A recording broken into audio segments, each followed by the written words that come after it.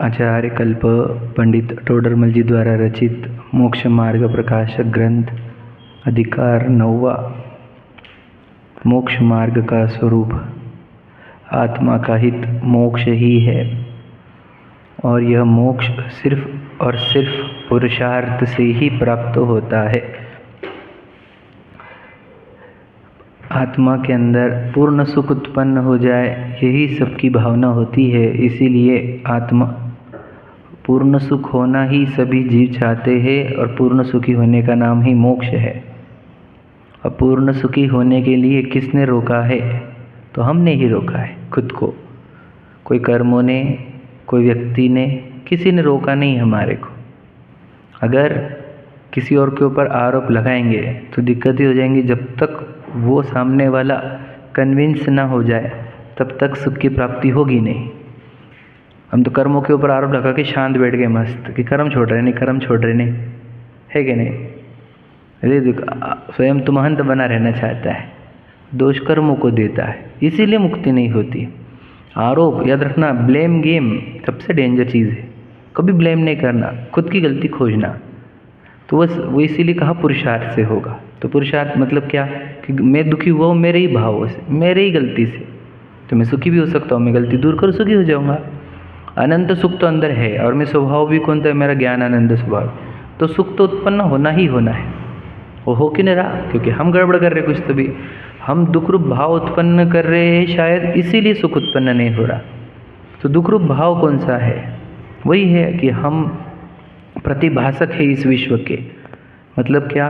पूरे विश्व को प्रतिभाषण करने की क्षमता हमारे अंदर है। हमारे अंदर से ही प्रतिभाषण करने की, ज्ञान की, दर्शन की पर्याय निकलती है। अब इस प्रतिभाषण वाले विश्व में हम बदलना चाहते हैं। ये बदलने का भाव ही इच्छा होता है, समझ रहे?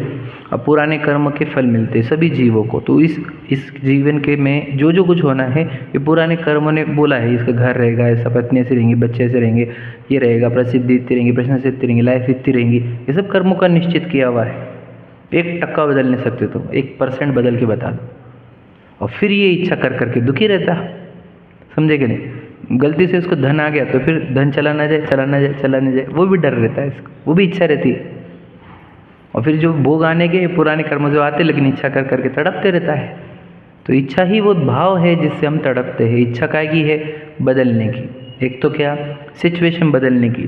पाप को उदय चल रहा है, पुण्य के उदय में टर्न करने की। पुण्य के उदय चल रहा है, चला ना जाए इसकी। या 5 इंद्रिय के वैभव, 5 इंद्रिय की भोगने की, समझ रहे?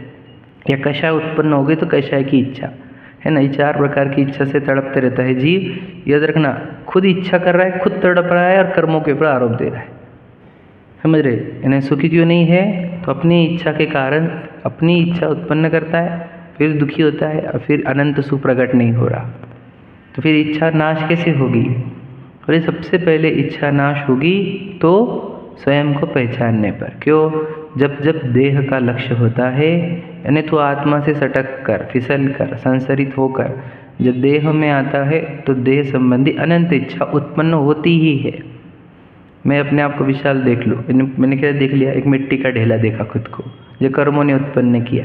अब इस मिट्टी के ढेले को हवा में छोड़ेंगे, इसको घर चाहिए, है कि नहीं? तो घर के संबंधित कितनी इच्छा आ गई बताओ? अनंत। क्योंकि घर बनाना इतना आसान काम तो है नहीं, है कि नहीं? अब अनंत इच्छा से गिर जाएगा वो। भोजन चाहिए जीवन भर, तो फिर भोजन, फिर इसको साथी चाहिए, तो साथी की चक्कर, फिर बच्चे चाहिए, समझे कि नहीं? सोचो, इस देह को सटकना, आत्मा में से सटक से देह पर आना, यही संसार है। फिर अनंत इच्छा से गिर जाता है, समझ गए? ये अनंत संसार, फिर ये अनंत इच्छा अनंत बंधन करती है कर्मों के। अभी ये दुखी ही रहता है। तो उपाय क्या है? अपना उपयोग अपनी वस्तु पर आ जाए, हम अपने आप को पहचान लें। तो आत्मा को अगर जान लेगा, पहचान लेगा, तो आत्मा परिपूर्ण वस्तु है समझ में आने पर समस्त इच्छा का अभाव हो जाता है। कि मुझे चाहिए क्या? विशाल को घर चाहिए, मेरे को थोड़ी चाहिए, मुझे तो सिर्फ झलकाना है, मैं किसको भी झलका दूँ, है क्या नहीं? तो फिर मुझे तो कुछ चाहिए ही नहीं, न घर, न गाड़ी, न बंगले, न पैसा, न कुछ। क्या कहा? एक परमाणु मात्र भी मेरा नहीं। तो बताओ क्या चाहिए मेरे को? मैं टच नहीं करता एक को, है ना? एक चीज़ में कोई अस्पर्शी हूँ मैं, समझे? अबद्ध, अस्पृष्ट, मैं बद्धा नहीं हूँ किसी से, मैं स्पष्ट नहीं होता। तो मुझे चाहिए क्या? तो एक वस्तु की चाह नहीं बचती जब हमारे अंदर अभिप्राय में पहले क्या कि मैं परिपूर्ण हूँ। बताओ, मुझे अनंत ज्ञान निकालने में भी किसी की ज़रूरत नहीं, अनंत सुख निकालने में ज़रूरत नहीं, अरहंत सिद्ध दशा उत्पन्न करने में भी किसी की ज़रूरत नहीं है। ऐसा परिपूर्ण सत्ता में हूँ, ये पता चलने पड़े। कब हुआ? लक्ष्य अपना किया तो जब श्रद्धा में बैठ गया था कि यार अपन तो परिपूर्ण है, ज्ञान भी समझ लेता परिपूर्ण है, ठीक है, तो अनंत इच्छा तो वहीं पे घट गई तुम्हारी। अब बच गई थोड़ी बहुत इच्छा, वो तीन असम क्या कि आत्मा का लक्ष्य छूट जाता है, वापस शरीर के ऊपर लक्ष्य आ जाता है। लक्ष्य का अर्थ क्या पकड़ना? उपयोग, ज्ञान। समझे कि नहीं? याद रखना, श्रद्धा आत्मा में स्थिर बैठती है, एक बार बैठ गई तो ज्ञान ही है जो अंदर बाहर करते रहता है, उसी को उपयोग कहते हैं। बाहर गया तो शुभ उपयोग कह देंगे, 28 मूल गुणों में गया तो, या फिर अगर व्रतों में गया तो शुभ उपयोग बोलेंगे, वैश्यों में गया तो अशुभ उपयोग बोलेंगे, समझ रहे? और वो आत्मा में चला गया तो शुद्ध उपयोग कहते हैं, समझ रहे? तो श्रद्धा वापस स्थिर बैठते हुए भी उपयोग ही इधर उधर जाते रहता है। फिर मोक्ष मार्ग क्या? उपयोग वापस स्थिर बैठे, उसी को शुद्ध उपयोग कहते हैं, उसी से कर्मों की निर्जरा होती। 48 मिनट ही शुद्ध उपयोग रह जाए मैक्सिमम, तो केवल ज्ञान हो जाता है। तो बताओ, उपयोग को स्थिर करना है हमारे को अपने चैतन्य वस्तु में, इतना ही तो पुरुषार्थ है। समझे कि नहीं? पहले उसको जानना पुरुषार्थ है और फिर उसमें स्थिर होना पुरुषार्थ है। यही पुरुषार्थ से मोक्ष की प्राप्ति होती है। हमने कल पूरी विधि सीख ली है ये, समझे कि नहीं? बताओ, तो पुरुषार्थ के नाम पर क्या करना है हमारे को? पहले तो हमारे को स्वयं को जानना है। उस जानने की विधि भी मैंने बड़ी स्पष्ट की थी आपको, क्या कि जब जब कोई वस्तु जानने में आ रही पर गे, उस गे को मुख्य करो नहीं, उसको गौण करो, और जानने वाले को मुख्य करो। जानने में आने वाली चीज़ों को गौण करो, जानने वालों को मुख्य करो। जानने वाला, तो वो जानने वाला ही ज्ञाता है, वही मैं हूँ। प्रतिभासन आ कहाँ से रहा है? अगर प्रतिभासन वस्तु से निकलता, वो चेयर में से उसका प्रतिभासन निकलता है, तो टेबल को भी प्रतिभासन होना चाहिए। समझे कि नहीं? अगर वस्तु से आता है तो टेबल, वो कुर्सी का प्रतिभासन इस टेबल में भी होना चाहिए, ज्ञान वाला। तो इसमें नहीं हो रहा है, इसका अर्थ क्या? ज्ञान में ही प्रतिभासन होता है, ज्ञान में जानना होता है। तो वो जिसके अंदर ये प्रतिभासन की पर्याय निकल रही, वो मैं हूँ। तो उससे पता चल जाता है कि जीव में हूँ, क्योंकि जानने की पर्याय निकल रही मतलब जानने वाली सत्ता भी है, तो वो जी द्रव्य है, वो मैं हूँ, जानने वाली सत्ता। तो ये जी द्रव्य पता चल गया। अब वो बची हुई इच्छा कैसे तोड़ेंगे हम? पत्नी, बच्चे, गाड़ी, बंगले, इसकी इच्छा जो बच गई थोड़ी बहुत, तो इसे सब 12 भावनाओं का चिंतन करो, वैराग्य भावना का चिंतन करो। वैराग्य भावना में दिखेगा कि पहली भावना 12 सब अनित्य नित्य में ही हो, तो आत्मा का लक्ष्य हुआ। कोई शरण नहीं, शरण आत्मा ही है, वापस आत्मा का लक्ष्य हुआ। संसारण में दुख है और आत्मा में स्थिरता में सुख है, वापस आत्मा का लक्ष्य होने के लिए ही है वो। और उससे फिर इच्छाएं घटती जाती है, वैराग्य बढ़ते जाता है, आनंद बढ़ते जाता है। ये आनंद बढ़ते बढ़ते केवल ज्ञान और अनंत सुख प्रकट हो जाता है। ये पूरी विधि है जो हमने पूरी की पूरी पढ़ ली थी, समझ गए? इससे सिद्ध हो गया कि नहीं? मुझे चाहिए क्या? पूर्ण सुख। और पूर्ण सुख कैसे मिलेगा? मेरे ही पुरुषार्थ से। पुरुषार्थ क्या करना है? इच्छा का नाश करने का। कैसे करते हैं? एक आत्मा को जानते हैं और बाद में आत्मा में ही रमते हैं। समझ में आ गया? पूरी विधि कंप्लीट है और लॉजिकली पूरी मैंने बताई, स्टार्ट टू एंड पूरा लॉजिकल। एक भी चीज़ थोपी नहीं है हमारे ऊपर, थोपना ही नहीं चाहिए। अपने हृदय ने स्वीकार करना चाहिए इसको, ये सच बोल रहे हैं, ये सच्चाई है, ये मेरे को पट रही है बात है। यानी हमारे हृदय बोलेगी ये सच है पूरा और अच्छा है बहुत, है ना? तो समझ लेना, फिर वो हमारे अंदर उतरेगा, अपना समझ के हम उसको अपनाएंगे। ठीक है? अब हम यहाँ तो पढ़ लिए कि जो पुरुषार्थ करेगा उसको होगा। अब थोड़ी बातें कठिन पढ़नी है हमारे को, जो हमारे को अब थोड़ा सा सीरियस होना पड़ेगा कि हम पुरुषार्थ नहीं करेंगे तो क्या होगा। इस बात को भी ध्यान से समझना होगा हमारे को। ठीक है? आ जाओ 313 पर पहली लाइन छोड़कर तीसरी लाइन हम चालू कर रहे हैं। ठीक है? तथा जब कर्म का तीव्र उदय हो तब पुरुषार्थ नहीं हो सकता, ऊपर के गुण स्थानों से भी गिर जाता है। वह तो जैसी होनहार हो वैसा होता है। ठीक है? बताओ क्या बोल रहे हैं आप? अगर कर्म का तीव्र उदय रहा तो पुरुषार्थ नहीं हो सकता। तो बोलो अब क्या है? पुरुषार्थ के हाथ में है कि कर्म उदय के हाथ में? अब ये प्रश्न हो गया खड़ा वापस से, प्रश्न खड़ा हो गया ना फिर से। अभी तक तो हमें सिद्ध कर क्या है कि पुरुषार्थ से होगा। अब यहाँ पर तो क्लियर लिख रहे वो कि जब कर्म का उदय तीव्र हो तब पुरुषार्थ नहीं हो सकता। मैंने कल इसलिए लाइन चालू नहीं की थी, मतलब इसको गहराई से समझना होगा। ऊपर के गुण स्थानों से भी गिर जाता है। गिरना मतलब क्या होता है? गिरना मतलब क्या? What do you mean by गिरना? गुण स्थान गिरना मतलब भी क्या? वही तो पूछ रहे हम। हाँ, आत्मा के बाहर आना, उपयोग नहीं टिकना, उपयोग बाहर आ जाना, समझ रहे? सादी भाषा में कहूँ तो बोलो, इच्छा। हाँ, वैसे बढ़िया, इच्छा प्रकट हो जाना, ठीक है। सरल भाषा में कहो, और उससे भी सरल, भाव बिगड़ना, परिणामों का पूर्ण विशुद्धि से संक्लेशता में आ जाना, है ना? यही ना गुणस्थान गिरते कैसे? भावों से गिरते ना, बिगड़े हुए भावों से। चढ़ते कैसे? विशुद्ध भाव से। गिरते कैसे? संक्लेश भावों से। आप समझ रहे कि नहीं? गुणस्थान क्या है बताओ, उसकी डेफिनेशन बताओ। भूल गए? मोह और योग के तारतम्य से, है ना, उत्पन्न हुए जीव के स्थान, ऐसे समझे, अवस्था विशेष, ऐसा कुछ तो भी है। पर मोह और योग, मोह मतलब दो होते हैं, दर्शन मोह, चारित्र मोह, और योग मतलब 13वें गुणस्थान वाला वो लॉजिक, है ना। तो पहले से लेके 12वें तक तो पूरा मोह का ही खेल है। पहले से चौथे तक दर्शन मोहनी का नाश होता है, और 5वें से लेके 13वें तक चारित्र मोहनी का, एग्जाम्पल समझ रहे। और 13वें के आगे योग, ये तीन के कारण गुणस्थान होते हैं, ठीक है। तो गुणस्थान बढ़ता कैसे है बता? मोह का नाश होते रहता है और गुणस्थान बढ़ते रहता है। समझ में आ गया? फिर गुणस्थान गिरता कैसे होगा? मोह बढ़ता होगा, गुणस्थान गिरता होगा, समझे? वही जो आप बोल रहे थे, इच्छा बढ़ना, कषाय बढ़ना, परिणाम बिगड़ना, समझ रहे कि नहीं? वही है, मोह बढ़ा, गुणस्थान गिरा, मोह घटा, गुणस्थान बढ़ा, समझ रहे?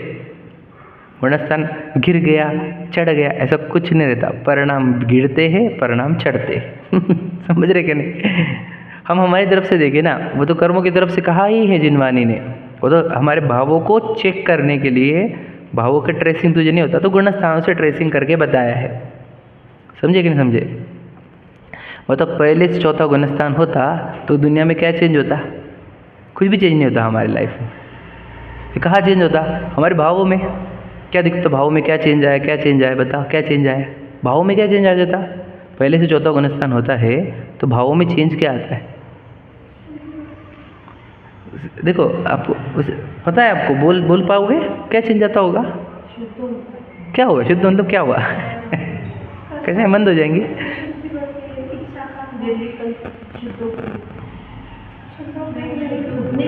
इतने से, वो तो इतने से देर का है ना, बराबर। भावों में क्या अंतर आता है पता है आपको? थोड़ा सा और सोच के बोलो। बराबर बोल रहे हैं आप। हाँ, कषाय मंद, अनंत अनुबंधी चली गई, अप्रत्याख्यान हो गए, ठीक है। तो उसको चेक करने के लिए ही जिनवाने ने वो 8 लक्षण बताए हैं। कौन से?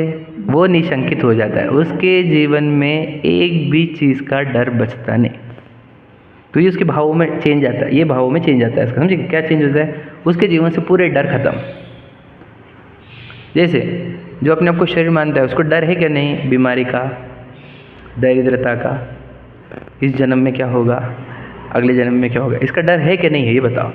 मरण का, वेदना का है क्या नहीं है? और सम्यक दृष्टि को, ये नहीं, बिल्कुल नहीं है। उसको पता है ना अपन मरते ना बीमारी आती, समझे? ना ये भाव अपला है ना कुछ अपला, तो उसको ये डर ही नहीं रहते। तो ये चेंज रहता है उसके भावों में, निशंकित। और दूसरा निकांक्षित भी, उसको एक भी चीज़ की रिक्वायरमेंट नहीं रहती। उसको पता है जो कुछ मिल रहा है दुनिया को, वो पुण्य की उदय से मिल रहे हो, कर्म के उदय वो मुझे तो चाहिए नहीं। किसी प्रसिद्धि दिखती है तो भी दिखता है उसको पुण्य का उदय, किसी की सुंदर शरीर दिखता है तो भी उसको दिखता है पुण्य का उदय, किसी की सुंदर आवाज़, उसकी ख्याति, उसकी प्रसिद्धि, उसको सब पुण्य का उदय दिखते हैं। बोलता है इसके लिए पुण्य उदय लगता अपने को नहीं चाहिए, समझे कि नहीं? तो उसके अंदर से एकदम कांक्षा खत्म हो जाती है। तो सोचो, कांक्षा खत्म होना वही इच्छा खत्म होना जो आप बोल रहे थे, वही है, समझे कि नहीं?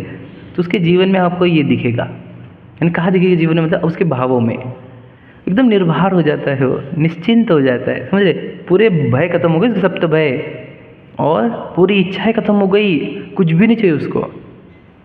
निकांक्षित अंग, सोचो दुनिया में बताओ निकांक्षित कौन? ढूंढ के बताओ, करोड़पतियों को ढूंढो, तुम्हारा पतियों को ढूंढो, निकांक्षित बताओ कोई।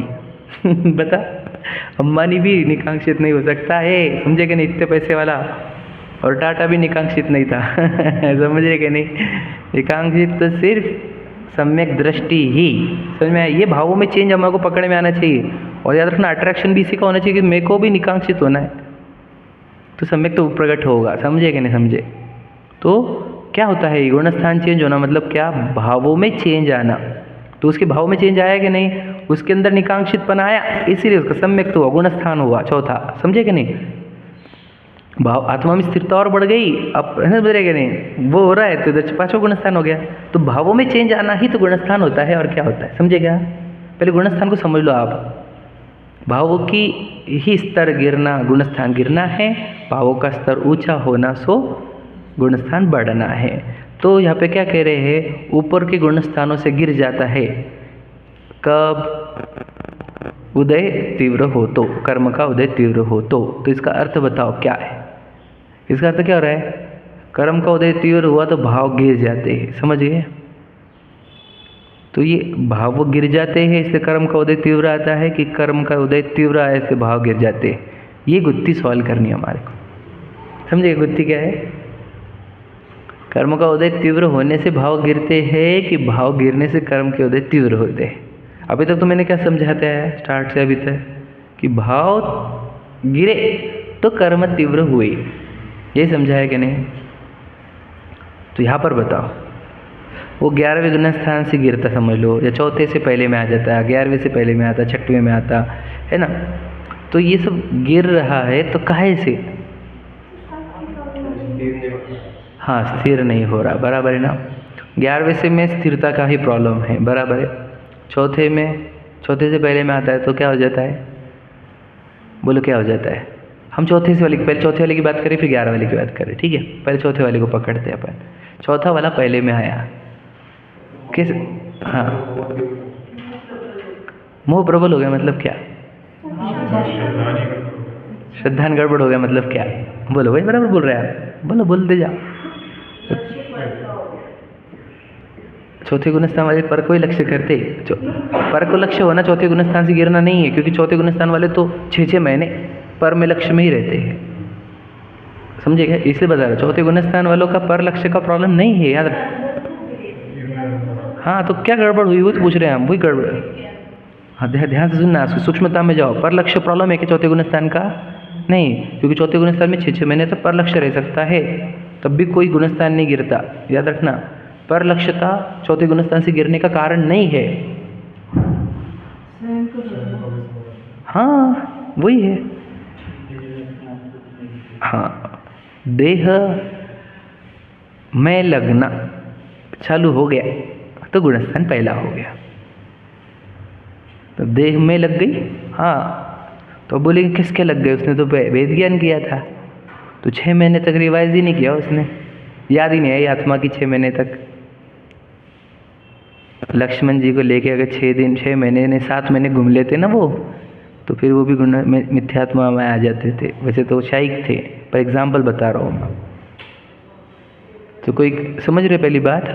तो जहाँ आत्मा का विस्मरण हो जाए, विस्मरण यानी देह ही मैं लगने लग जाए, मेरे समझो प्रसिद्धि होने लग गई, सब लोग प्रसिद्धि करने लगे, प्रशंसा हो गई, समझे कि नहीं? बहुत बड़े बड़े पद मिल गए, राष्ट्रीय अवार्ड, नेशनल अवार्ड, फिर इधर से वर्ल्ड में जाओ, उधर जाओ, उधर अवार्ड से, तो वो जो जाएगा 6 महीने ट्रैवलिंग करेगा और उसमें आत्मा विस्मरित हो जाएगी तो गायब हो गया, समझे?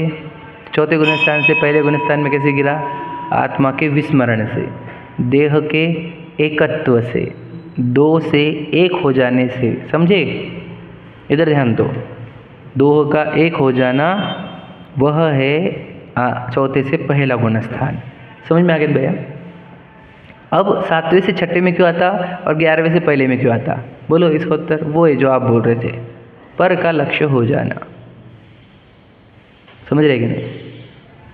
7वें से 6ठे में भी आया तो पर का लक्ष्य हो गया, 11वें से भी नीचे गिरा है तो पर का लक्ष्य होना, वहाँ पे लक्ष्य का फैक्टर है, समझे कि नहीं समझे? तो गुणस्थानों से गिरता है तो काहे से?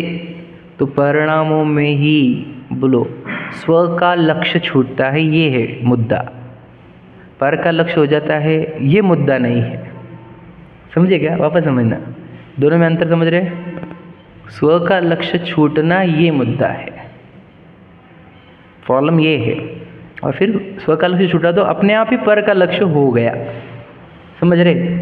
तो ये ऊपर के गुण स्थानों से गिरा, तो गिरा मतलब क्या? स्व का लक्ष्य छूटा। समझे कि नहीं समझे? तो स्व का लक्ष्य छूटा क्यों, ये हम पूछ रहे हैं। तो कहते कर्म का उदय तीव्र था इसके। तो ये कहने की अपेक्षा है ये कि कर्म तीव्र थे। कर्म तीव्र उदय क्यों आए? क्योंकि स्व का लक्ष्य छूटा, स्व का लक्ष्य स्ट्रांग हुआ नहीं। देखो 11वें गुण स्थान में वो जीव जाता है तो कैसे जाता है पता है भाई आपको? कि हाँ, तो इच्छाओं को दबा दबा के अंदर जाता है वो आत्मा में।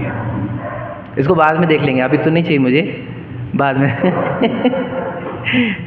मुझे कभी नहीं चाहिए ये वाला नहीं फैक्टर है इसके पास, अभी तो नहीं चाहिए अपने को। समझ रहे? जैसे एक तो एग्जाम्पल है मेरा, मतलब वो पूरे विश्व की असारता, पूरे विश्व में कुछ भी नहीं चाहिए ऐसा वाला फैक्टर पूरा आया नहीं, दबा दिया कुछ देर के लिए, तो आत्मा का लक्ष्य हुआ। तो फिर जो दबा हुआ था वो वापस आंखों के सामने आ गया, यानी ज्ञान के सामने आ गया। समझे कि नहीं? एग्जाम्पल मैं आपको बहुत एग्जाम्पल दे सकता है सब चीज़ों के। हमने कोई चीज़ छोड़ी, अब दिल से छुट्टी नहीं है तो क्या आ जाती कि नहीं आंखों के सामने, मतलब ज्ञान के सामने आ जाती कि नहीं आती कि नहीं? वो तो बार बार आती है। और तो ये इसको क्या बोलते हैं? दवाई वाली है। अब जैसे एग्जाम्पल, नॉनवेज कभी नहीं आता हमारे आंखों के सामने, आता क्या? क्यों? उधर की इच्छा है ही नहीं हमारे अंदर, वो खत्म हो गई वाली, वो हमने पूर्व भाव में खत्म कर दी थी, इसलिए वो इस भाव में भी विचार नहीं आते उसके, है कि नहीं? बताओ। तो ये एग्जाम्पल समझ रहे क्या? तो जैसे नॉनवेज की इच्छा हमने कैसे कर दी? क्षय कर दी है। और एग्जाम्पल समझ लो कोई और एक आइटम समझ लीजिए जो हमारा फेवरेट था, उसका क्या हुआ है? उपशम किया है हमने, या समझिए दबा के। तो ये जीव दबा कर निकला है अगर इच्छाओं को, तो क्या जैसे फिर वापस वो इच्छा प्रकट हो जाती है और वो गिर जाता है ऊपर से नीचे। समझ में आया? इसको बोलते हैं परिणामों का गिरना, या गुणस्थान का गिरना, या कर्मों का तीव्र उदय हो जाना। हाँ, कहाँ चढ़े ऊपर? हाँ, फिर क्या हुआ? तो फिर वही तो बोल रहे हैं हम, परिणाम बिगड़ना, है कि नहीं? स्व का लक्ष्य हुआ क्या? स्व का लक्ष्य होता तो क्रोध आता क्या? ज्ञाता दृष्टा को काय का क्रोध? बताओ। ज्ञाता दृष्टा अपना छूटा तभी तो क्रोध आया। द्विपायन समझ लिया होगा ना खुद को, आप समझे क्या? ज्ञाता दृष्टा समझते तो कोई आकर गालियाँ दे तो क्या फर्क पड़ गया था? शराबी था ना वो, तो इतना समझ जाते। समझे क्या नहीं? विवेक खोया, स्व पर विवेक खोया, इसलिए भी क्रोध आया। क्रोध आया तो गए गुणस्थान गिर के नरक में जाना पड़ा, हाँ या नहीं? तो विचार करो। तो अब ये सब चीज़ें मेरे को समझानी क्या है, वो आपको बहुत इम्पोर्टेंट बात है। परिणाम गिरते कब? परिणाम गिरने पर ही कर्म का उदय तीव्र आता है, ये बात ध्यान रखना।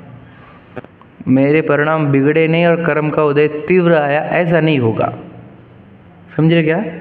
कर्म का तीव्र उदय ये बता रहा है कि मेरे परिणाम गिर रहे हैं। समझे कि नहीं समझे? एकदम सिंपल समझो। वो जो 11वें गुण स्थान में चढ़ा, उसकी फॉल्ट नहीं थी गिरने में। 11 से जो नीचे गिरा तो उसको कर्मों ने गिराया है कि वो खुद गिरा है? उसके चढ़ने में ही दिक्कतें थी। समझे क्या? हाँ या नहीं? समझे क्या कह रहा हूँ मैं? कर्मों के ऊपर आरोप नहीं लगा सकते हम, कहने की पद्धति ऐसी ही होगी। या तो ऐसे ही बोला जाएगा कि उसके उदय तीव्र आ गया इसलिए वो गिर गया, पर गलती तो क्या थी? चढ़ते वक्त ही उसने कुछ सीढ़ियाँ है ना स्किप करी थी, इसलिए वो गिरा। समझे कि नहीं समझे? तो दो बातें समझना। कर्मों के अपेक्षा से कहा जाता है कर्म का तीव्र उदय आया, लेकिन उपादान से क्या समझना? हमारे ही भावों में ही गिरावट आई। क्या गिरावट? मतलब स्व का लक्ष्य छूटा। समझ रहे कि नहीं? इसलिए पर का लक्ष्य हुआ, इसको ही कहते हैं परिणाम बिगड़ना, इसको कहते हैं गुणस्थान गिरना। पढ़ते अपन, देखो।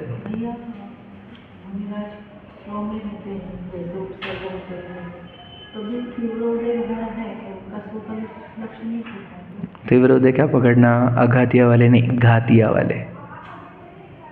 मैं बताई थी ये बात पर, उस दिन भी बताई थी। हम बोलते मनोराज को तीव्र उदय का, इसके तीव्र अघातिया का है भैया, घातिया का तो आया ही नहीं, समझे कि नहीं। और मेन तो घातिया से पकड़ना, अघातिया तो हमारे से ही नहीं, वो शरीर से खेलते रहता, समझे क्या। उसको गुड्डा गुड्डी का खेल शरीर के साथ है अघातिया का। घातिया है जो मेरे साथ खेल रहे हैं, मुझको घातिया को निपटाना है, उसका उदय तीव्र नहीं आने देना है, समझे कि नहीं समझे। देखो मैं आपको बता दूँ, घातिया को निपटा दिए तो अघातिया रहते कुछ दिन, शरीर को लेकर रहते खेलते रहते वो, है कि नहीं। बहुत साल तक भी रह सकते ना वो, 1 लाख पूर्व तक रह गए आदिनाथ जी के। तो वो अघातिया का लेन देन है हमारे को, हमारा तो केवल ज्ञान भी हो जाता, अनंत सुख भी हो जाता अघातिया रहते हुए। तो अघातिया हमारे को मैटर है ही नहीं, समझे कि नहीं। बात समझ में आ गई, ठीक है। अब आगे बात चल रही है हमारी, पढ़ते अपन, फिर वो लॉजिक पे आते हैं। तथा जब कर्म का उदय तीव्र हो तब पुरुषार्थ नहीं हो सकता, ऊपर के गुण स्थानों से भी गिर जाता है। वह तो जैसी होनहार हो वैसा होता है। अभी वर्ड आया है होनहार, देखो वापस तुम पहले सब निष्ठ करके वापस तुम वही लेकर आ गए। तो होनहार का अर्थ क्या, इसके भाव बिगड़ने थे, इसकी ऐसी पर्याय में अभी वो स्थिरता आनी नहीं थी, इसलिए पर्याय में स्थिरता नहीं आनी नहीं थी, इसके लिए इसने पुरुषार्थ कम किया, इसके लिए कर्म का उदय तीव्र है। ये सब एक साथ समझना, समझे कि नहीं। ऐसा मत समझना कि उसको होनहार रोक रही है या कर्म रोक रहे हैं, बिल्कुल ऐसा नहीं है, वो खुद की ही कमी है। ये पकड़ने पर गड़बड़ क्या हो जाती है, कर्मों का और होनहार की बात करोगे तो पुरुषार्थ से रह जाओगे तुम, पुरुषार्थ की कमी को ही मुख्य रखना, ठीक है। देखो, परंतु जहाँ मंद उदय हो और पुरुषार्थ हो सके वह तो प्रमादी नहीं होना, समझे क्या। सावधान होकर अपना कार्य करना। ये बात समझानी थी मुझे। क्या कहा, देखो, और कर्म का तीव्र उदय के लिए उन्होंने पिछले पेज पर ही एग्जाम्पल दिया कि जैसे एक इंद्रिय है, वे तो कुछ पुरुषार्थ कर ही नहीं सकती क्योंकि कर्म के उदय तीव्र चल रहे, समझे कि नहीं। उनके अघातिया डेंजर है कि घातिया, दोनों डेंजर है उनके। जैसे पेड़ है ये, अगर घातिया में बताओ क्या, ज्ञानावर्णी ने एक इंद्रिय दशा, मतलब ज्ञान कितना खुलेगा, सिर्फ तो स्पर्श को सेंस कर पाएगा, बस टच को, वो भी डिटेल में नहीं कि मनुष्य का है कि तिर्यंच का है, वो भी नहीं कर सकता तू, हवा का है क्या, सिर्फ टच हुआ, इतना थोड़ा सा, इतना सा ज्ञान मिलेगा, एकदम कम, उससे भी कम। दर्शनावर्णी भी इतना सा स्पर्श के पहले का थोड़ा सा झलकन है ना। मोहनीय तुझे वो पेड़ में अहमपना स्थापन कराएगा, और चारित्र मोहनीय तुझे अनंत इच्छा उत्पन्न कराएगा कि मेरे बहुत पत्ते फैले, मेरे बहुत फूल उगे, मेरे फूल के वजह से मेरी और संतति बढ़े, समझे क्या कह रहा हूँ मैं। ये तो मेरी काल्पनिक एग्जाम्पल है। इच्छा अनंत इच्छा, चारित्र मोहनी तो इच्छा नहीं होंगी, कंटिन्यू पानी मिलते रहे मेरे रूट्स को, है ना। ये तो कुछ, और अंतराय में कि ये मिल नहीं रहा, क्यों नहीं मिल रहा, ये क्यों नहीं मिल रहा, ये क्यों नहीं मिल रहा, हवा क्यों नहीं आ रही, ये पेड़ के ऊपर दूसरा पेड़ क्यों आ गया, ये बिल्डिंग क्यों खड़ी हो गई, एग्जाम्पल ऐसा नहीं, पर मैं तो बता रहा हूँ। ये सब चल रहा है कि नहीं चल रहे, लाभांतराय भोगांतराय सब चल रहा है, उनको भोग भी अट जाएंगे, समझ रहे। तो ये तो अघातिया, ये घातिया, और अघातिया में कोई काट रहा है, कट कर दो, कट कर दो, कट कर दो, ये काटो, इसके फूल काटो, इसके पत्ते काटो, तो वो भी चल रहे हैं, समझ गए। तो इनके तीव्र उदय जब चल रहे इतने डेंजरस, तो वहाँ पर तो पुरुषार्थ का कोई स्कोप ही नहीं है कोई स्कोप, वहाँ पे पुरुषार्थ होता ही नहीं। दुनिया के उपदेश दे दो तुम, समझिए, क्योंकि घातिया इतने डेंजर बांध के लाए हुआ है वो जीव कि तुम उधर दुनिया की ताकत, तीर्थंकर को भी खड़ा कर दो पेड़ के सामने, तो भी उस पेड़ का उपकार नहीं कर सकते। पता है आपको, तीर्थंकर के समोचरण में कौन कौन आते हैं, एक शब्द में बोलो, एक वर्ड, 2 अक्षर यूज़ कर सकते हैं आप, 2 वर्ड यूज़ कर सकते हैं, लेकिन 2 व्यक्ति नहीं। अब वो भी आते हैं, किसी बात है कह रहे, मतलब एक ही व्यक्ति की बात में, कॉमन क्राइटेरिया एक ही है। तीर्थंकरों के समोचरण में कौन आते हैं, संसारी, ठीक है, संगी पंचेंद्रिय, बात समझे क्या कह रहा हूँ मैं। तो उसमें मनुष्य भी आगे, देव भी आगे, नारकी भी आगे, और वो मुनिराज आरिका भी, मतलब समोचरण फॉर संगी पंचेंद्रिया ओनली, नॉट फॉर 1 इंद्रिय, 2 इंद्रिय, 3 इंद्रिय, 4 इंद्रिय, समझ रहे, असंगी, नॉट फॉर देम, समझे क्या कह रहा हूँ मैं। खोटी है क्या पेड़ की, पौधों की, आप समझे क्या कह रहा हूँ मैं। तो तीर्थंकर भी उपदेश देंगे तो संगी पंचेंद्रियों को ही आप समझे क्या? निरंतर करोगे उपदेश से एक इंद्रिय को कुछ भी भला नहीं होगा। वो तुम्हारे को बोलेंगे एक इंद्रिय को मारो मत, इतना ही भला कर सकते हो उनका बस समझे क्या कह रहा हूँ मैं? लॉजिक समझ रहे हैं? तो एक इंद्रिय, दो इंद्रिय, तीन इंद्रिय, चार इंद्रिय, असंगी पंचेंद्रिय, इन सब का तो भला हो ही नहीं सकता, क्योंकि उन्होंने इतने डेंजर कर्म बांधे हैं कि उनको उपदेश ही नहीं मिल सकते, सुनने को नहीं मिलते, समझने को ही नहीं मिलते। समझ में आ गया? तो अबे पुरुषार्थ कुछ काम नहीं करता उनका। ओके, अब आ जाओ हमारे संगी पंचेंद्रिय जीव है ना, देव, मनुष्य, नारकी। उसमें नारकी परेशान है मारने काटने में, देव भोगने में परेशान। समझ में? मनुष्य में जैनी जीव, जैनी जीव बोलो भोगों में परेशान, जैनी भी 99%। कुछ मंदिर में आने वाले, मंदिर में आने वाले ही भगवान जी की मुद्रा नहीं समझते, जिनवानी नहीं समझते, वो भी गए। फिर जिनके पास भगवान जी की मुद्रा की भी समझ में आ रही है, जिनवानी भी समझ में आ रही है, जिनवानी पढ़ते हैं, सुनते हैं, समझने की कोशिश करते, ऐसे जीव, समझे कि नहीं?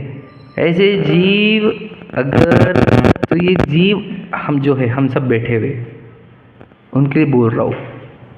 हमारे उदय तीव्र है कि मंद है, ये बताओ।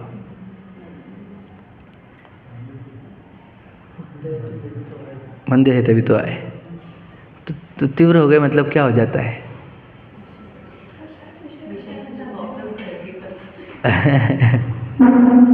मेरे को उसमें बहुत कुछ बोलना है वैसे तो, बहुत ज़्यादा, ठीक है, पर मैं समझा। चलो आगे बढ़ने से पहले मैं यहाँ पर ही बोल देता हूँ, मुझे आगे बोलना था थोड़ा सा, पर यहाँ पर बोल देता। देखो कि यदि ऐसा हो गया कि घर का कोई प्रिय सदस्य चला गया, हमारा सबसे प्रिय, समझ लीजिए, रातों रात हम बैंकरप्सी आ गई, बैंकरप्सी दरिद्रता आ गई, हमारे को बेड रिडन कर दिया गया।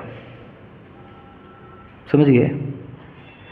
बेड मतलब समझ, मतलब मैं इंग्लिश वर्ड यूज़ कर रहा हूँ, मतलब कि हमारे को बिस्तर पे मतलब लेटे रहने के लिए बोल दिया डॉक्टरों ने कि तुम्हारे को बिल्कुल एक कण भी उठने का नहीं है। समझ रहे? या फिर ऐसी बीमारी आ गई जो एक दूसरे से फैलती हो। समझ में आ गया? कान बंद हो गए, आंखें बंद हो गई। या फिर जैसे कोई हमारे पर कोर्ट केस डालकर चला गया, समझे कि नहीं? जेल में डाल दिया गया हमारे को, हमारे कोई पुराने कोई चीज़ को लेकर के। समझ रहे? किसी ने हमारे को बोल दिया कि वो तुम्हारे एक्सपायर हो गए, तुम्हारे को उधर आना पड़ेगा, रहना पड़ेगा उनके पास। ऐसा कोई भी इंसिडेंट अगर हमारे साथ आ गया तो हम आजीवन जिनवानी से दूर हो सकते हैं। समझ रहे? और ये जिनवानी, अगर ये उदय अगर ऐसा आ गया तो समझ लेना गया, फिर अब अनंत काल तक के लिए कोई स्कोप नहीं है। फिर जैसे उदय आ सकते कि नहीं आ सकते हमारे, और आ रहे हैं क्या? आ रहे हैं क्या? नहीं आ रहे हैं। आने को आ सकते थे कि नहीं? आ सकते थे। फिर क्यों नहीं आ रहे? हमारे उदय हमारे को बिल्कुल भी डिस्टर्ब नहीं कर रहे। ध्यान से सुनना, समझ रहे? वो उसको सिर्फ ये करने की ज़रूरत है, तुम्हारे को लेटे रहना पड़ेगा सालों तक, इतनी ही देर लगती है उसको। समझ रहे? एक उदयावली में असता उदय चालू किया उसने, तो याद रखना कल मंदिर आना मुश्किल कर देगा तुम्हारा, भक्ति पूजन मुश्किल कर देगा, यूट्यूब पे जिनवानी सुनना भी मुश्किल कर देगा, क्योंकि तुमको इतना सिर दुखेगा कि वो बोलेगा बाप रे, मेरे को एक आवाज़ ना हो। जब बॉडी में पेन चलता है तो सुनना भी अच्छा नहीं लगता। सही है कि नहीं भैया?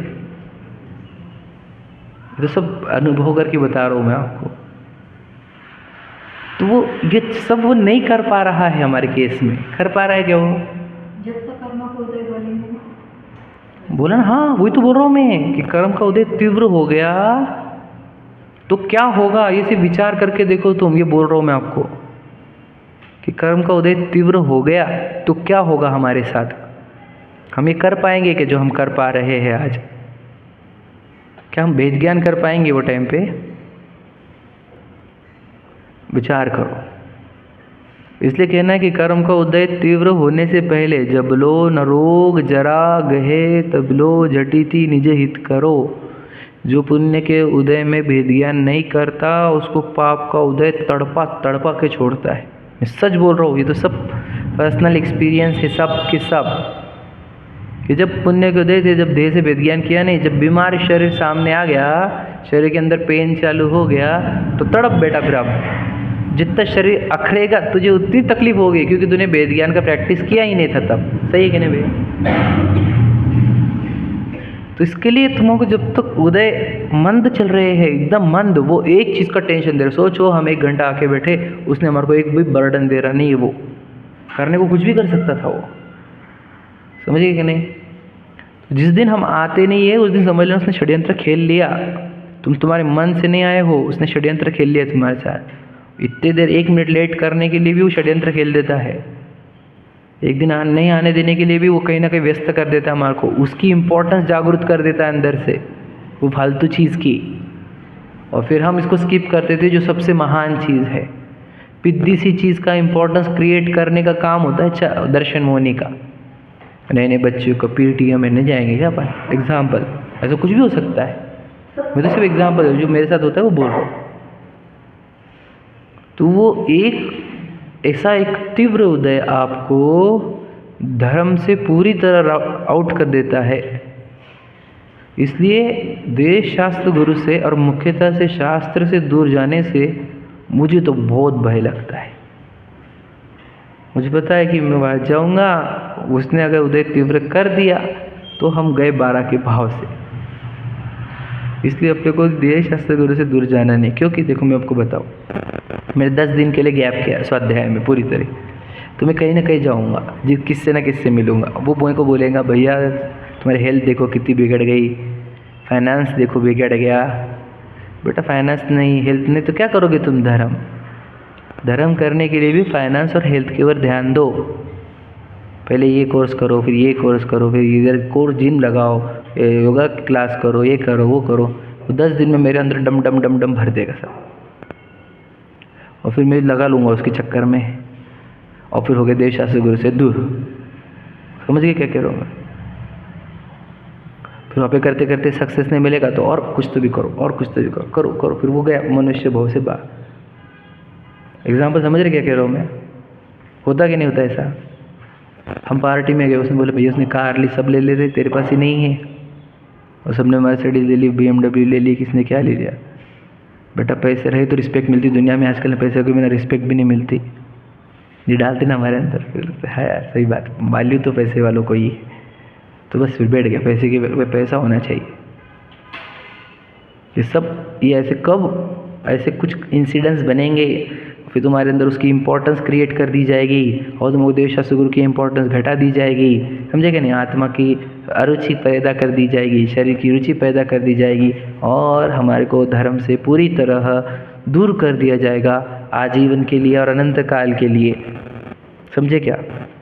इसको बोलते हैं तीव्र उदय आना। मैं बताऊंगा आपको अभी जस्ट। समझे कि नहीं? तो ये सब हमारे साथ अभी हो नहीं रहा। न करो हम को इतना पावरफुल उदय दे पा रहे कि वो देश शास्त्र गुरु से दूर कर दे हमारे को। कर पा रहे कि वो नहीं कर पा रहे। तो क्या करे फिर? जहाँ मंद उदय हो और पुरुषार्थ हो सके वहाँ तो प्रमादी नहीं होना। समझ में आया? वहाँ पर बिल्कुल प्रमाद चलेगा नहीं। याद रखना, ये अवसर है, अपॉर्चुनिटी है, ये एन्जॉयमेंट के क्षण नहीं है। क्या कह रहा हूँ मैं? ध्यान रखना, this is not for enjoyment, this is for accomplishment. क्या कह रहे? समझ रहे? लॉजिक समझ रहे? अकम्प्लिशमेंट के लिए अवसर है, एन्जॉयमेंट के लिए नहीं है। याद रखना, मेरा निरोगी शरीर मेरे को आज जो मिला है वो मेरे को स्वरूप की आराधना स्वाध्याय के लिए मिला है। सच बता रहा हूँ मैं आपको। मैं अगर एक दिन स्वरूप की आराधना या स्वाध्याय नहीं करूँ तो मुझे लगता है कि मैंने वो आज का दिन का पूरा पुण्य का उदय वेस्ट कर दिया। अब पाप का उदय आ जाएगा, मुझे अवसर नहीं मिलेगा। मुझे बोलते दिन भर तुम एक ही काम करते हो, सब जन बोलते ऐसे। तो मैं डर लगता ना उससे बाहर निकलने का हमारे को। तो बोलते ये गोल्डन अपॉर्चुनिटी चली जाएगी। मैं आज अगर फालतू की चीज़ों में मेरा समय डालूंगा, कल चल के मुझे फालतू कामों में भी व्यस्त होना पड़ेगा। और मेरा मूल काम जो रहेगा वो साइड में पड़ जाएगा। समझे कि नहीं? इसलिए बिल्कुल ये बात अंदर ऐसे बैठ गई है, जैसे उसके ज्ञानी को दो डर कहे। देखो जिनवानी में टोडरमल जी ने ही, ज्ञानी को दो डर रहते हैं भय, एक परिणामों के बिगड़ने का, दूसरा जिनाज्ञा के भंग का। समझे? परिणामों के बिगड़ने का मतलब वही कि मैं देश शास्त्र गुरु से चल जाऊंगा दूर तो अपने परिणाम बिगड़ जाएंगे। मैं चैतन्य को विस्मरण कर जाऊंगा। समझे कि नहीं? तो इसको बोलते परिणामों को बिगड़ने का भय रहता है उसके अंदर, ज्ञानी को भी, कि मेरे परिणाम बिगड़े, इधर तीव्र उदय आ जाएगा, गुणस्थान गिर जाएगा, चौथे से पहले में चला जाऊंगा, गया फिर तो 12 के भाव से। समझे कि नहीं? तो उसको डर रहता है इस बात का, नहीं नहीं भैया अपने परिणाम नहीं बिगड़ने देना, नहीं मेरे परिणाम ना बिगड़े, इसलिए बार बार आत्मा का चिंतन करके, 12 भावनाओं का चिंतन करके मैं अपने परिणामों को उछालता हूँ, ऊपर ऊपर उठाता हूँ। समझे क्या? जैसे विषयों का चिंतन है वहाँ से हटाकर अपने परिणामों को वापस आत्मा के चिंतन में, देश शास्त्र गुरु में लेकर आने का प्रयत्न करता हूँ। समझे कि नहीं? तो ये वाला होता है पुरुषार्थ, इससे तुम बचे रहोगे। समझे कि नहीं? और यही है वो जो प्रमाद से काल न गंवाने का मीनिंग, यही है वो। मतलब क्या?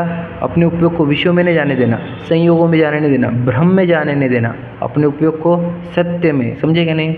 उत्तम सत्य धर्म क्या होता है बताओ? सत्य बोलूँगा वो नहीं है। सत्य में रहना, अपने ज्ञान को सत्य में रखना। सत्य मतलब सत्ता, चैतन्य में रखना। विशाल असत्य है, याद रखना पूरी तरह, मैं सत्य हूँ। ये बार बार अपने ज्ञान में रिमाइंडर करते रहना, ये है प्रमादी नहीं होने देना। प्रमाद का अर्थ होता है मादकता। मादकता मतलब शराब, शराब मतलब मादक बोलते ना हम। तो जहाँ मुझे विशाल लग के मैं खाने पीने में, घूमने फिरने में एंजॉय, तो मैं शराब पीते रहता हूँ और मुझे ये शराब में याद ही नहीं आती कि मैं चैतन्य हूँ। ये पूरा शराब है, बोला क्या? जितनी देर शराब आत्मा जानने में नहीं आ रही, वो सब शराब का असर है। बड़ी मुश्किल से जिनमाने ने हमारे ऊपर वो छिड़के है पानी और हमारे शराब का असर उतरा है, तो वापस शराब पीऊँ क्या मैं? मोह महा मत पियो अनादि। सोचो, मोह की शराब अनादि से पी रहा हूँ मैं, देह मिली वो मैं, देह मिली वो मैं। जिनमाने ने बता दी मिट्टी का ढेला भिन्न दिख रहा, पड़ोसी दिख रहा, अब क्या वापस पड़ोसी को मैं मान लूँ क्या? आप समझो बात को। वो मतलब मेरे अंदर की बातें बोल रहा हूँ आपको मैं मेरे अंदर से जो होता है वो बता रहा हूँ। डर होना चाहिए, मुझे तो बहुत डर है कि पुलिस से छूटे नहीं, ये छूटे नहीं। मेरे को बताया देना, जब मेरे को यहाँ से पूना भेज रहे थे पढ़ाई के लिए, उनका इंटेंशन क्या था कि ये नॉर्मल हो जाए, पूना की हवा लग गई तो नॉर्मल हो जाए क्योंकि यहाँ पे बहुत कड़क हो गए थे नियम, तो कुछ कर तो फिर मैं बोला कि सच में हवा लग जाएंगे, अपने को डर है, अपने को वापस छूट गया तो मैंने जाते जाते नियम ले लिया था। हर्षवर्धन जी अंकल के उधर मंदिर के दर्शन जाते थे, वहाँ पे भगवान जी के सामने नियम ले लिए, 2 नियम ले लिए कि जिससे मैं कभी भटका ही नहीं और भटकूंगा भी नहीं। मतलब ऐसे कि मैं आपको भी बताई थी ये बात कि अगर आपको डर है कि मेरे से छूट ना जाए तो आप नियम लेके जाओ, ऐसे नियम ले लो जिससे आप कभी भटकोगे नहीं। खुद से प्रतिज्ञा लेकर जाओ, तो वो उसके कारण टिके हुए हैं। तो आज भी हम ऐसी प्रतिज्ञा ले ले जिससे आपका कभी छूटे ही नहीं। कौन सी प्रतिज्ञा ले सकते हो आप दिन के 1 घंटे का स्वाध्याय का नियम ले लिया अगर आपने, तो याद रखना आपको कभी कर्म खींच नहीं सकते संसार में। सही है कि नहीं है कि नहीं है बताओ? मतलब ये है कि नहीं? आपको अगर डर है कि 4 गति में नहीं भटकने का, तो एक काम करो, रोज अगर आप 1 घंटा पढ़ गए या सुन लिए तो समझना आपको कर्म खींच नहीं सकते शरीर की ओर। सही है कि नहीं भैया? कितनी गजब की चीज़ होती है स्वाध्याय, समझ रहे आप? एक दिन भी बीतना नहीं चाहिए मेरा स्वाध्याय के बिना। समझे कि नहीं? अगर तुम 4 घंटे का नियम ले लोगे तो फिर तुम्हारा कितना नज़दीक हो जाएगा आत्मा, बताओ। 8 घंटे का नियम लोगे तो तुम्हारी कैपेसिटी।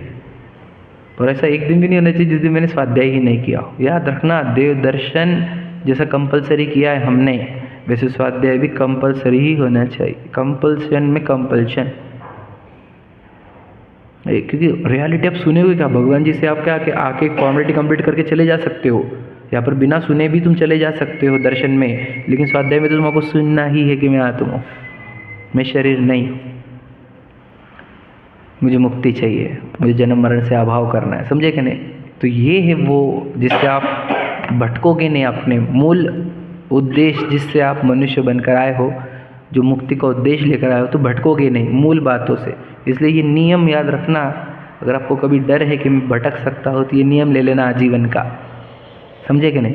तो कभी नहीं भटकोगे आत्मा से, है ना, चैतन्य से भटकोगे नहीं। ठीक है, देखो परंतु जहाँ मंद उदय हो और पुरुषार्थ हो सके वहाँ तो प्रमादी नहीं होना। वर्ड क्या है?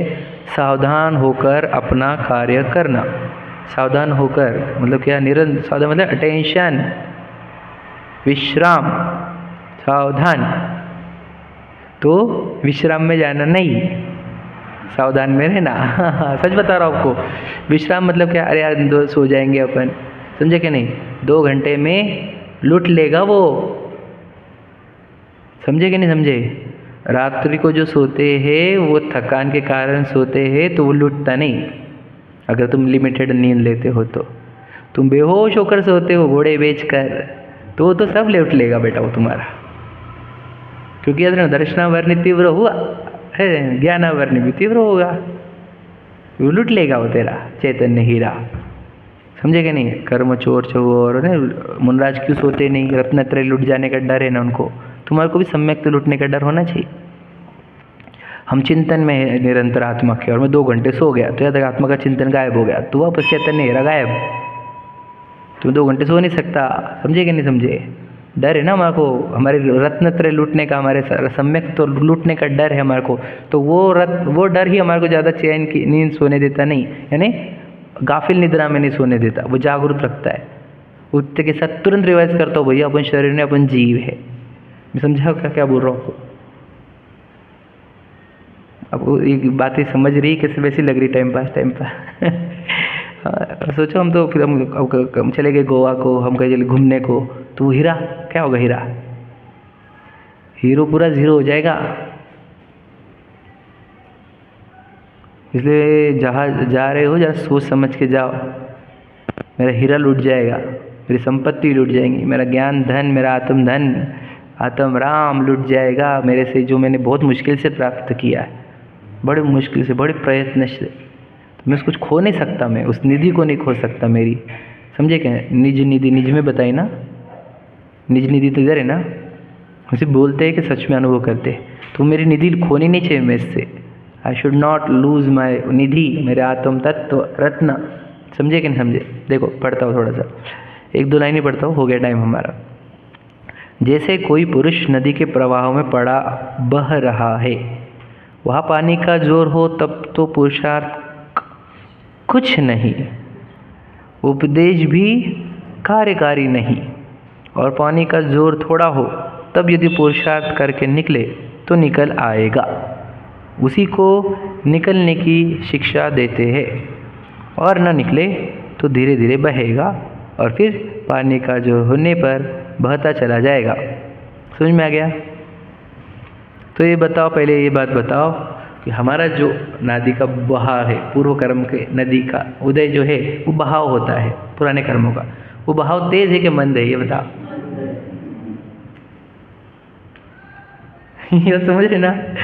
तेज बहाव क्या होता है? जरा आप घाटी में जाकर आओ, जरा इस्लाम एरिया में जाके आओ, जरा दुनिया को देख के आओ, वो अमीर लोगों को भी देख के आओ, समझे कि नहीं? आपको पता चलेगा तेज बहाव होता क्या है। कि करोड़ों के बंगले रहते हैं, झगड़े चालू रहते हैं, समझे कि नहीं? टेंशन्स रहते, नींद नहीं आती, चिंता, फ़ोन पे, यार क्या तू ये कर रहा, तू क्या कर रहा, समझे कि नहीं? तो तेज बहाव क्या होता है? जरा देख कर आओ। हम तो बहुत मंद बहाव में, हम देखो बहुत सच में बता रहा हूँ, हमारे सबका जीवन देखिए तो बढ़िया एकदम, बहाव मंद है। तो इसमें क्या बोला? एक लाइन समझ में आएगा? एक लाइन पढ़ो, 3री लाइन है देखो, और ना निकले तो धीरे धीरे बहेगा और फिर पानी का जोर होने पर बहता चला जाएगा। ये बात समझे क्या तुम? क्या है ये कि अभी हम मंद उदय है, तुम क्या कर रहे? धीरे धीरे इंजॉय कर रहे पानी को, निकल रहे नहीं बाहर। और अभी तो कितनी वीडियो आ गई है ऐसे इस सीज़न में कि पहले बहाव मंद था और तेज़ आया तो बह के चले गए, वीडियो भी आए ना अब तो, मतलब प्रैक्टिकल भी हमारे को। पहले तो सिर्फ थियोरेटिकली सुना था हमने कि अभी तो मस्त इंजॉय कर लो बेटा तू, है ना, एक आया बहाव तो बह के गया। इसलिए जब बहाव मंद है तब साइड में कॉर्नर को आ जाओ, समझेगा? बहाव मंद है, अपने आप को पहचान लो, बस कोई टेंशन नहीं। खुद को पहचान लिया, अब कोई टेंशन नहीं। अब बहाव तेज आएगा क्या? आएगा ही नहीं। खुद को पहचान लिया, तेज बहाव नहीं आता। खुद को पहचान लिया, इधर जो प्रिय व्यक्ति चला गया हमारे जीवन से, तो क्या लगता है? अरे संयोग तो खत्म हो गए। तो फिर तेज बहाव भी तेज बहाव नहीं रहता, समझेगा नहीं? वो भी मंद बहाव हो जाता है। ध्यान से लेना, एक बार कॉर्नर को गया तो कॉर्नर को गया तो कितना भी तेज़ पानी बहे, क्या फ़र्क पड़ गया, हमारे से दूरी है ना। तो एक बार साइड में हो जाओ तुम, एक बार आत्मा की साइड को आ जाओ, तेज़ बहाव चलने दो, कोई फर्क नहीं पड़ता। पर याद रखना, अगर तुम साइड में नहीं आए तो तेज़ बहाव आएगा, बहा के लेके चल जाएगा, गारंटी है मेरी। इसलिए बोलता हूँ, मैं बहुत बोल सकता हूँ तीव्र उदय क्या होते हैं, मैंने कुछ एग्जाम्पल दिए भी आपको। कभी भी आ सकते हैं, कोई भी मोमेंट पर आ सकते, विचार करो। कोई वाइफ है, उसके हस्बैंड चला गया तो, पति उसकी पत्नी चली गई तो, प्रिय बच्चा चला गया तो क्या करोगे? याद आएंगे भगवान जी, इतने डेंजर पसंद हो जाएंगे तो पूरा कैलकुलेशन बिगड़ गई हमारी, तो हमारे तो पूरा उसके ऊपर डिपेंड था। मतलब कुछ भी आ सकता है, आने को क्या नहीं आ सकता। इसलिए बोल रहेगा आ रहा नहीं है ना उदय, सब मंद है ना, तो अभी काम कर लो, अभी भेद ज्ञान करो। मैं बोलता हूँ भेद ज्ञान के टाइम पे भेद ज्ञान नहीं करते, फिर उदय आए बाद रोते हो, तो मैं बोलो कैसे हम तुम्हारे को क्या सांत्वना दे, बता। जब तेरे पास अवसर अच्छे थे तब क्यों नहीं किया? अब हमारे पास देने के लिए कुछ नहीं है उपदेश के सिवा है ना। हम सिर्फ उपदेश दे सकते हैं कि भैया भेद ज्ञान कर। अब मुझे पता है तीव्र उदय में तू कर भी कितना लेगा, मंद उदय में ही करना था, इसलिए मंद उदय में एक ही काम करना है, पुरुषार्थ। कॉर्नर का देह से अलग हो जाओ, नहीं तो जाएगा तीव्र उदय आ जाएगा, गड़बड़ हो जाएगी फिर। और आता ही है सबको, सबका आता है। दुनिया के प्रसंग देख लो, राम सीता की कहानी देख लो, दुनिया मानती है उनको कितना, और देखो उदय कैसे तेज आए उनके, आए कि नहीं आए? समझे कि नहीं समझे? क्या स्वीकारा, राम जी ने क्या मार्ग स्वीकारा, सीता जी ने क्या मार्ग स्वीकारा, समझो ज़रा। वो मार्ग स्वीकारो। हम कौन से मार्ग पे भाग रहे बता? मुझे गाड़ी चाहिए, बंगले चाहिए, तुम गलत मार्ग पे हो बेटा। ये मार्ग छोड़ो, खुद को जानो पहचानो, ठीक है? चलो। सहजानंदी शुद्ध स्वर